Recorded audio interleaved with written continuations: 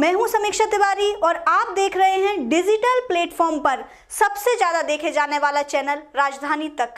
MP UP तोड़ो, बुंदेलखंड को जोड़ो।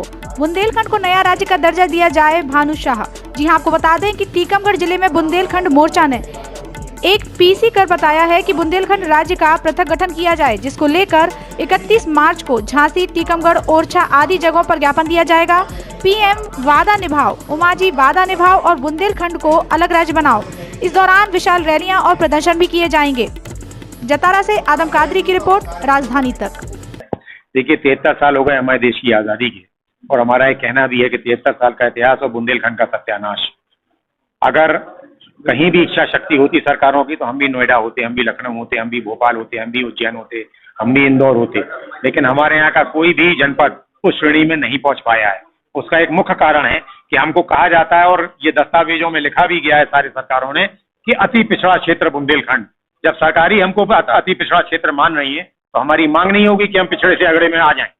तो बिना बुंदेलखंड राज्य बने ये अगले क्षेत्र में आने की हमारी मांग है, और हम इसी के लिए संघर्ष कर रहे हैं।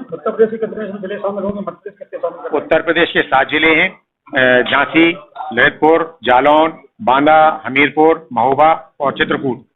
मध्य प्रदेश में सागर, दमोह, पन्ना, छतरपुर, टीकमगढ़, निवाड़ी और दतिया। ये तो सीधे सीधे थे। इसके अलावा हम लोग कुछ तहसीलें भी मांग रहे हैं, लाहार, पिछोर, करेरा, चंदेरी, उस तरफ का चित्रकूट, गंजबा, सौदा और कटनी। कुछ राजनीतिक दलों का आरोप है कि जब चुनाव होता है धज्जी आता है तभी मोर्चा सक्रिय होता है, बुंदेलखंड की मांग करता है। देखिए, बुंदेलखंड निर्माण मोर्चा की जो आपने कहा राजनीतिक दल ऐसा करते हैं, हमारा आरोप राजनीतिक दलों पर है कि जब चुनाव आता है तभी उनको बुंदेलखंड याद आता है। बाकी हमने तो 56 पुतले फूंक दिए, और ये 56 पुतले कहीं चुनाव में नहीं फूके। ये लगातार अनवरत हम लोगों का कार्य चल रहा है। हम लोगों ने शताब्दी रोक दी, हम लोगों ने गडकरी जी को जब झांसी आए थे काले झंडे दिखा दिए, गिरफ्तारी भी दे दी, पिट भी ली। तो ये चुनाव देख के नहीं होता है हम लोग का अभियान, ये लगातार चल रहा है, लगातार चलता रहेगा। हम लोग को चुनाव से कोई सरोकार नहीं होता है।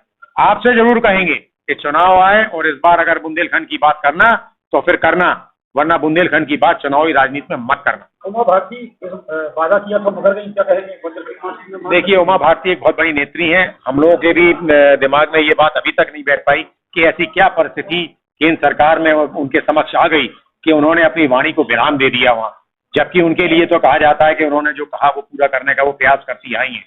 तो अभी भी 31 तारीख को जब हम लोग रैली के माध्यम से उनके निवास के सामने से निकलेंगे, तो जो हमारी गाड़ी आगे होगी जिसमें माइक वगैरह लगा होगा, तो हम उनसे पूछेंगे कि उमा जी ऐसी क्या बात हो गई कि जो आपको चुप होना पड़ा? आइए, निकल के बाहर आइए, पूरा बुंदेलखंड आपके पीछे चलने को तैयार है।